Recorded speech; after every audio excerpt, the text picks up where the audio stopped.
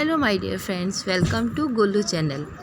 तो आज आम फास्ट रजरे कौन सब आइटम होता ताकू सब जाना ताठू पूर्वर सभा फास्ट मो चैनल को जे फास्ट टाइम देखुं मो चैनल टी सब्सक्राइब कर दिंतु आओ वीडियो टी लाइक कर दिंतु। चलो स्टार्ट करवा। यहाँ हूँ आमर आलू फ्राए। आम फास्ट डोसा आलू फ्राए कले से सब मसला ऐड कले सब कौन कौन ठो मसला ऐड होता देखिए। नेक्स्ट आम डोसार पिठाटा रेडी कले। डोसार पिठा रेडी करने आम से आलूर फिलिंग दबा। आलूर फिलिंग देला परे आमर डोसाटी हो रेडी। तापरे नेक्स्ट आमर आसो सांबर जोटा कि आम छुंक देकी पूरा रेडी करके रखीचु।